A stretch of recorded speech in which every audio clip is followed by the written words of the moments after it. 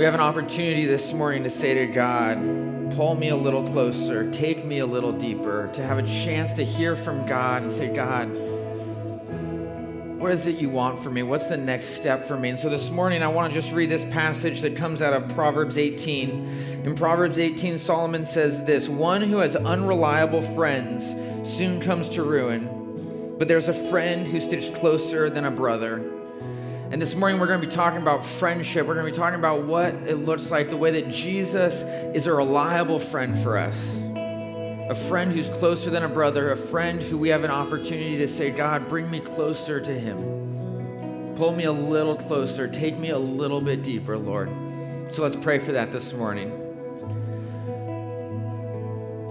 God, we just pray that this morning you would speak to us, that you would challenge us, that you would call out to us, and that today we would have an opportunity to call out to you, Lord, to say, take us a little bit deeper, pull us a little bit closer to you, God. Help us see what it looks like to view your Son as this model for our friendships, Lord. And so we pray these things in your name. Amen. You guys can grab a seat. Before we jump in this morning, I said this last service, and I'm going to do it again. As the high school pastor here, it's really cool for me to have the opportunity to see that this morning we had 4 of our high school students leading worship. Yeah. And it's just really exciting to get to be a part of. We say all the time we're an intergenerational church. We're not multi-generational. It's not that we have a bunch of different things for people of every age group to do. It's that we all come together, many generations, and worship the Lord together. And it's so cool to have an opportunity to be led in worship by such an intergenerational team. So I just really enjoyed that. It had nothing to do with friendship. So there you go. That is free sermon for you. Friendship, though, it's a central part of all of our lives, right? Friendship, it's a core part of kind of the human experience at some level. All of us have experienced friendships. All of us, we might say right now we don't have friends. All of us could probably say at some point in our lives we've all had one friend, at least, okay? It's something that is pretty innate in all of us, and it feeds, the way that it's core to our lives, it feeds into everything we do. We love to consume stories about friends. We love to watch TV shows about friends. We love to see movies about friends. And like I said, I think we see this most clearly in the fact that Americans consume out of any media that they consume that's produced. Social media is number 1. Number 2 is television, and television is obsessed with friendships. Right? All of the best shows are about friends. And this has been true for a long time. And so in the 1970s, a show came out called MASH, okay? How many of you have heard of MASH? Yeah, these are cool. How many of you like MASH? Yeah, not the same number of hands, mind you. Okay, so I love MASH. MASH is one of my favorite shows. MASH is one of my wife's least favorite shows, okay? There's no rectifying the two things. But if you've seen MASH or you haven't seen MASH, right, MASH is a show about these doctors who are serving in Korea, who are working at a military hospital there. And it's a really great show, a show that is a commentary on the Vietnam War, a show that is a commentary on what life in the era was like. It does all these incredible things. But really what makes MASH great is the friendships. Right? If you've seen the show, you know that it's really a show about a group of friends in a really crazy context, but it's still about a group of friends. And in fact, Americans ended up falling so in love with MASH and these friends at the end of its run, February 28th, 1983, MASH ended with a finale episode that was 2.5 hours long, okay? That's not a TV show, that's a movie, maybe multiple movies at that point in time. But they ended with this 2.5-hour episode, and here's the incredible thing, is that it reached 125 million viewers in the United States. 125 million people. That puts it at number 11 on the all-time most watched broadcast list, okay? Behind 8 Super Bowls, all from the 2000s, so that's an unfair advantage. The Apollo 11 moon landing, and the Richard Nixon resignation speech. Everything else, MASH's season finale, more watched, more popular. Why? Because we're obsessed with friendships. People fell in love with these relationships. with seeing kind of the conclusion of where these friendships were going. And here's the deal, is that some of us in here are probably not as into 1970s Korean War dramedies as I am, okay? That I feel safe making that claim. But it doesn't end there. The trend goes on, because in the 90s, what would become the number one show of the early 1990s came out, and it goes by the name of Seinfeld, right? Yeah. Really? Wow. Okay. Doesn't make sense to me, but that's all right. So Seinfeld came out, and Seinfeld is a show that is unapologetically just about a group of friends, right? It's just about Jerry and George and Elaine and Kramer. That's it. I don't get it. That's it. That's all the show is. It's really, I can't, yeah. But one reviewer said this about Seinfeld. They said, this is a show about nothing. Yeah, but for a show about nothing, this show tells great stories of sometimes great friends. Right? It's literally a show about nothing besides a small group of friends in their apartment building in New York. And yet we fell in love with it. We love these stories of friendship. And then another show came out in 1994. A show that said, you know what? Wow. Are we cheering for 1994? That's a weird year. I don't know. But so a show came out. They said, you know what? Forget the pretenses. We're not even going to pretend to name this show anything else.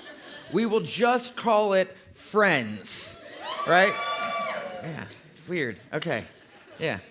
I just want you guys to know that at 8:30, MASH got that response. All right?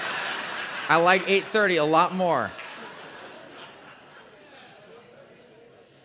So Friends comes out, and for 10 years, Friends competes at the top of every possible chart, right? It becomes like the number one show on television. People just fell in love with Friends, to the point that today, so it's been 15 years since the last episode of Friends aired, the last new episode. It's always on TV. You can't get away from it. But 15 years since the last new episode aired, every year, Warner Brothers brings in $1 billion from Friends.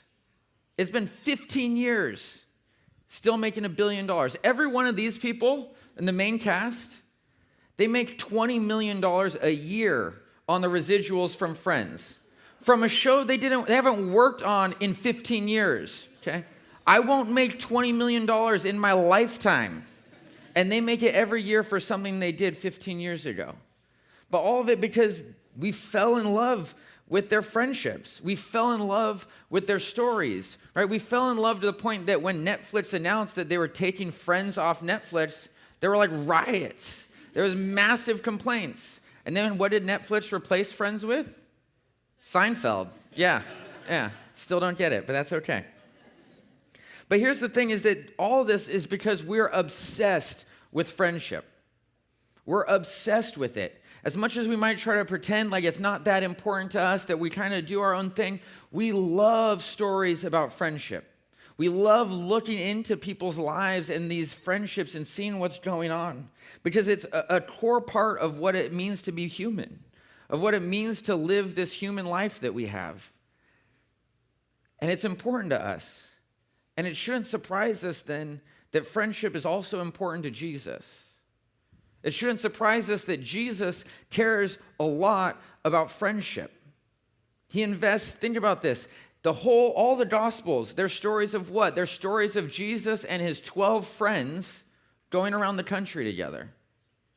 He spent an incredible amount of time with his friends, and he has a lot to teach us about friendship as well. Because Jesus is the perfect model of a reliable friend. Jesus is the perfect model of a reliable friend. He is the Proverbs 18:24 friend who sticks closer than a brother. In John 15, Jesus says this. He says to his disciples, "Greater love has no one than this, to lay down one's life for one's friends. You are my friends if you do what I command. I no longer call you servants, because a servant does not know his master's business. Instead, I have called you friends, for everything that I learned from my Father I have made known to you." Jesus says, greater love has no one than this, to lay down one's life for one's friends. And he says it hours before he's going to be arrested, hours before he would begin his trial, hours before he would begin the road to the cross where he would do just that thing. Jesus cares a lot about his friends, and he's a model for us of what this friendship should look like, of what our friendships should look like, what it looks like for us to live out that Proverbs 18:24 friendship.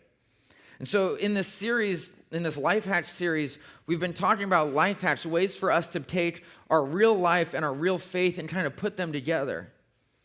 And so this morning, what we're going to do is we're going to look at a story about Jesus and the way he interacts with some of his friends.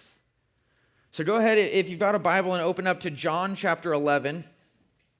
John chapter 11, and we're going to go through quite a few verses here. And in John 11, we're kind of jumping into the middle of Jesus' ministry. This isn't, he's been out, he's been performing miracles, he's been casting out demons, he's been teaching, he's been doing all these incredible things. We see that there's a growing resistance to Jesus. Just before this, in John chapter 10, Jesus appears in the temple, and the Pharisees and the teachers of the law, they come and they try to have Jesus arrested. And him and his disciples, they sneak out through a colonnade and kind of exit the city without being noticed. And so this is where we find Jesus as we approach John chapter 11. And so this is what it says, John 11, starting in verse 1. Now a man named Lazarus was sick. He was from Bethany, the village of Mary and her sister Martha. This Mary, whose brother Lazarus now lay sick, was the same one who poured perfume on the Lord and wiped his feet with her hair. So the sisters sent word to Jesus, Lord, the one you love is sick. They send word to Jesus. They say, Jesus, you love Lazarus. He's sick.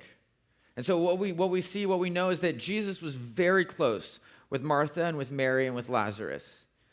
We see Mary and Martha appear in Luke 10, in a story that we're probably mostly familiar with, the story where Mary and Martha are hosting Jesus in their home. They can't agree on how they're supposed to host him, and Jesus kind of sets them straight. But what we know is that Jesus, this town that they were in, this town of Bethany, it's about 2 miles from Jerusalem, and it serves as Jesus' kind of base of operations in Judea. So the region that Jerusalem is in. It was a way for him to be close enough to the city that he could be in the city, but he could also escape away into Bethany. And so Jesus spends a lot of time there. He spends a lot of time staying with Mary and Martha and Lazarus, and he loves them. They're some of his closest friends outside of the 12 disciples. And so he hears that Lazarus is sick, and he responds like this in verse 4. When he heard this, Jesus said, "This sickness will not end in death. No, it is for God's glory, so that God's Son may be glorified through it." Now Jesus loved Martha and her sister and Lazarus. So when he heard that Lazarus was sick, he stayed where he was 2 more days, and then he said to his disciples, "Let us go back to Judea." "But Rabbi," they said, "a short while ago the Jews there tried to stone you, and yet you are going back." And the disciples are worried, and rightfully so. They're worried that if they go back to Bethany, if they go back to Judea, the Pharisees, the teachers of the law, will send people from Jerusalem to have them arrested, to have them killed. And there's like, Jesus, hold up, we just left there. We just ran from there. Remember when we snuck out of the city? And now you want us to go back. And Jesus answers them in verse 9. It says, Jesus answered, "Are there not 12 hours of daylight? Anyone who walks in the daytime will not stumble, for they see by this world's light. It is when a person walks at night that they stumble, for they have no light." After he said this, he went on to tell them, "Our friend Lazarus has fallen asleep, but I am going there to wake him up." His disciples replied, "Lord, if he sleeps, he will get better." Jesus had been speaking of his death, but his disciples thought he meant natural sleep. So then he told them plainly, "Lazarus is dead, and for your sake I am glad I was not there so that you may believe. But let us go to him." Then Thomas, also known as Didymus, said to the rest of the disciples, "Let us also go, that we may die with him." Jesus loved Mary and Martha and Lazarus so much that when he's faced with the realization, with the prospect that if he goes back to Judea, if he goes back to Bethany, he could die. And he says to them, to the disciples, "No, it's time to go. Yeah, we could die. We could be stoned. We could be arrested. but we have to go back. And the way that Jesus responds is a model for the disciples. It's a model for us of the fact that to be a reliable friend, you must put others before yourselves. To be a reliable friend, you must put others before yourselves. Jesus is prepared to give his life to go make sure that Mary and Martha and Lazarus are okay. He's prepared to risk his life to go and see them. And what's interesting is that the disciples, they have pause for a moment, right? They want to, hold on, Jesus, are you sure? And then they see that Jesus is committed to this, and they say, okay, then we'll go. We'll go right alongside you. But see, the reliable friend who's stitched closer than a brother doesn't think about their own needs. They don't think about their own wants, their own desires, their own plans, but they put others before themselves. And I want us to note something here. This life hack, it is not what the world says our friendships should be like. At some level, the world's view of our friendships is that they have this reciprocity, right? That a friendship is if I kind of do something for you and then you do something for me. I scratch your back, then you scratch mine. And there's this expectation that what I pour into a friendship, I will get out of a friendship. And the truth is that in our healthiest friendships, they'll probably be like that. When we have our healthiest friendships, they will probably involve us being willing to lay down our lives for them and them being willing to lay down their lives for us. But this morning, we're not talking about how to have healthy friendships. That's an entirely different sermon. But what we're talking about is how to be a reliable friend. And sometimes being a reliable friend means that we will be called to be reliable friends who will not be reliable friends to us. That sometimes we will have to give of ourselves to someone who will not give back. That we'll have to put someone before ourselves that will ultimately not do the same for us. And in some ways, that's exactly what Jesus did. He gave of himself to us who would never be able to give ourselves fully back to him. And so the world tells us that if you give and you give and you give in your friendships, you'll end up running empty. You'll end up running dry. You'll have nothing left. And at some level, they're right. But I think we have to change the way we think about this. And so is Spencer? Yeah, Spencer, come help me really quick. Yeah, Spencer. Not only does he play bass, but he lifts heavy boxes. Ready? So heavy. It's like 1,000 pounds, guys. Totally. Are the bottles over there? Oh, Alex has them in the back. Yeah, I need those. Okay, thanks, Alex. Okay, so here's what I want you to do. I want you to imagine that you yourself are this oddly Mountain Dew colored liquid in this cup, okay? Okay. So this is you, and these are your friends. And what ends up happening, right, is that we want to lay down our lives for our friends. We want to be the kinds of reliable friends who care for them, who put them before ourselves, who don't think of our needs before theirs all the time. And so what ends up happening is that when we give to them, our friend is in a difficult time and they need a little bit of support. Our friends are in difficult financial times, and so we want to help out a little bit. Our friends are struggling in their relationships, and so we give a little bit more. And we give and we give and we give until we get to the point that there's nothing left. And we stop here and we say, okay, remember, I gave and I gave and I gave. It's time, I'm empty now. It's time for you to give something back. And sometimes, like I said, in our healthy friendships, that person is willing to give it back. Other times, they're not. And what ends up happening is that in the best case scenario, where everyone is willing to give it all around, someone's going to get left empty. Or, in the best case scenario, we're all going to be left like half full. There's no way for us to keep giving and giving and giving to the point that we all are filled up. And so the world is right. If we give like that, what ends up happening is that we will be left empty. We will be burnt out. But that's not what God calls us to. That's not what God says about friendship. Because what God calls us to is not to give, but to overflow. What God says, don't give, but turn to me and let me fill you up. And as I fill you up, let that overflow into those around you. Let your friends see what you're doing. Then you can let the things that I give to you overflow into them. And when we rely on God to fill us up, rather than relying on ourselves to give and burn ourselves out, what ends up happening is that in the end, we all end up full.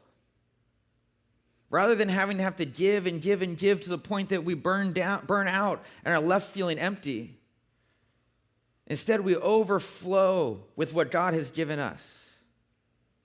And there's some of you here this morning who feel like you're that person right now who gives and gives. And I want to say God is calling you this morning to stop giving and start overflowing.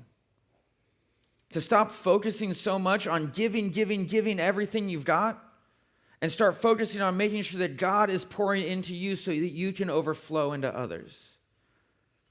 It's why in this series we've been talking so much about this rhythm of going through SOAP services and life groups every week. Right? SOAP is a way of reading the Bible each and every day. And we give you passages of Scripture in the bulletins, on the Beachpoint app, that you can look through, that you can read through every day, so that you can be filled up every day by the Word of God, so that you can overflow into those around you. Being here on Sunday mornings, being here to worship God in community, to hear from God's Word together, communally, hear what God has for us, what He intends for us, what He calls us to. And being a part of a life group, right? A small group of people who are committed to becoming more like Jesus together. And doing these things so that we don't have to give of ourselves, but can allow God to overflow in us. The reliable friend puts others before themselves. And sometimes that feels hard. But when we allow it to come in the form of overflowing rather than giving, what we'll find is the life that Jesus promises us. But Jesus' story with his friends doesn't end there. And so we're going to pick up in verse 17. It says this: On his arrival, Jesus found that Lazarus had already been in the tomb for 4 days. Now Bethany was less than 2 miles from Jerusalem, and many Jews had come to Martha and Mary to comfort them in the loss of their brother. When Martha heard that Jesus was coming, she went out to meet him, but Mary stayed at home. Lord, Martha said to Jesus, if you had been here, my brother would not have died. But I know that even now God will give you whatever you ask. Jesus said to her, your brother will rise again. Martha answered, I know he will rise again at the resurrection at the last day. Jesus said to her, I am the resurrection and the life. The one who believes in me will live even though they die, and whoever lives by believing in me will never die. Do you believe this? Yes, Lord, she replied. I believe that you are the Messiah, the Son of God, who is to come into the world. And then we're going to jump down to verse 32 just to save a little time here. When Mary reached the place where Jesus was and saw him, she fell at his feet and said, Lord, if you had been here, my brother would not have died. When Jesus saw her weeping and the Jews who had come along with her also weeping, he was deeply moved in spirit and troubled. Where have you laid him? He asked. Come and see, Lord, they replied. Jesus wept. Then the Jews said, see how he loved him. But some of them said, could not he who opened the eyes of the blind man have kept this man from dying?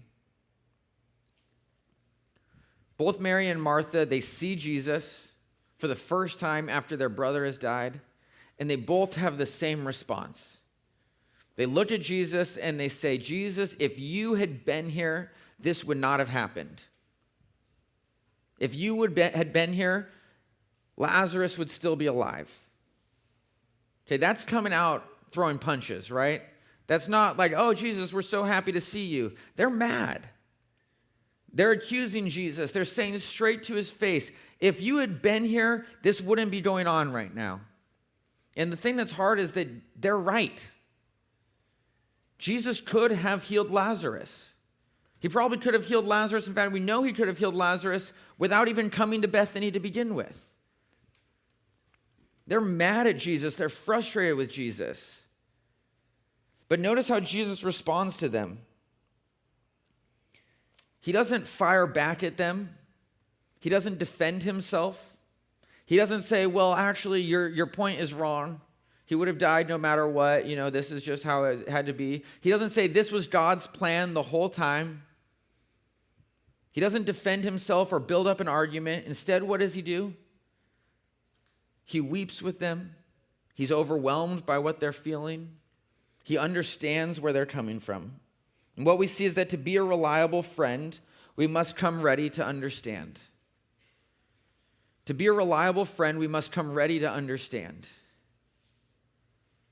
In our friendships, if we're always preparing to be on the defensive, we're always seeing our friends who are in need, always seeing our friends who want something, and we're always ready to fight, always prepared to defend ourselves, always ready to make arguments, we'll miss out on the fact that we are called to understand where they're coming from.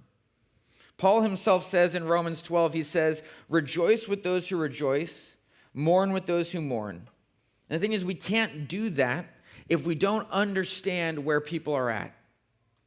We can't be people who rejoice with our friends if we don't know where our friends are at. We can't be people who mourn with our friends if we don't know why they're mourning to begin with. And so if we're going to be the reliable friend that Jesus is, then we have to be people who seek to understand, who want to understand where our friends are at, where people are at around us. So there's 2 life hacks to be a reliable friend. Right, to put others before ourselves, to come ready to understand. But Jesus' story with his friends still doesn't end there. So we're going to read through in verse 38. Jesus, once more deeply moved, came to the tomb. It was a cave with a stone laid across the entrance. Take away the stone, he said. But Lord, said Martha, the sister of the dead man, by this time there is a bad odor, for he has been there 4 days. Then Jesus said, did I not tell you that if you believe, you will see the glory of God? So they took away the stone. Then Jesus looked up and said, Father, I thank you that you have heard me. I knew that you always hear me, but I said this for the benefit of the people standing here, that they may believe that you sent me. When he had said this, Jesus called out in a loud voice, Lazarus, come out. The dead man came out, his hands and feet wrapped with strips of linen and a cloth around his face. And Jesus said to them, take off the grave clothes and let him go. In a small town just outside of Jerusalem, Jesus performed a miracle for his friends. The same miracle that not long after he would perform for each and every one of us. He called out to a dead man and said, come out. Come out of your tomb, come out of your grave, move from death to life. And I don't have a life hack that comes out of this. I don't have a short and easy way to say this is how you be a friend that leads to resurrection. I don't have that. But what I do think we see here is that why it is so important for us to be a reliable friend. Because a reliable friend can help bring you from death to life. A reliable friend can help bring you from death to life. Not literally. We can't be like Jesus calling out into the tomb and saying, come out to the dead man. But we have the opportunity among our friends, the people we work with, the people we engage with every day, to be the kind of friend, the reliable friend that Jesus models for us. To be the reliable friend that they can look at and say, wow, I actually see Jesus in you. I see Jesus and the way he loves me, the way he's a friend to me, the way he cares for me. I see the way that he puts me before himself, the way that he seeks to understand where I'm at through us as reliable friends. This is why we're committed here at Beachpoint to something we call 8 to 15. The 8 to 15 people that God has strategically and supernaturally placed in your life. Because here's what we know is that we can do a lot. We can do a lot here at church. I love Sunday mornings. I love everything we do here. But for the most part, people aren't going to hear the voice of Jesus calling out to them, calling them by name, saying, come out of the tomb up here on a Sunday morning. They're not going to hear it from me. They're not going to hear it during worship. They're not going to hear it at whatever we do. For almost everyone, they're going to hear the voice of Jesus calling out to them, saying, come out of your tomb through a reliable friend. Through someone who's willing to put them before themselves, even when it doesn't make sense. Someone who the world says gives and gives and gives, but really we know it's because we overflow into them. Through somebody who always is seeking to understand where they're at. Who can be that person who represents Jesus in their lives. That reliable friend who gives them an opportunity to hear the voice of Jesus saying, come out of your tomb. Move from death to life. Jesus wants to use us as the reliable friends in people's lives who can be the voice of God in their lives. The voice of Jesus calling out to them. And to do it, we have to be willing to be the kinds of people who put others before ourselves, the kinds of people who understand, who seek to understand where people are at. Who allow ourselves to be filled up so that we can overflow into the lives of others around us. So for some of you here this morning, right now you think that's all cool, but you know what, Justin? I need a reliable friend right now. I need a reliable friend who will put me before themselves. I need a reliable friend who will seek to understand where I'm at. I need a reliable friend who will help me move from death to life. And if that's you this morning, I just want to invite you to start with Jesus.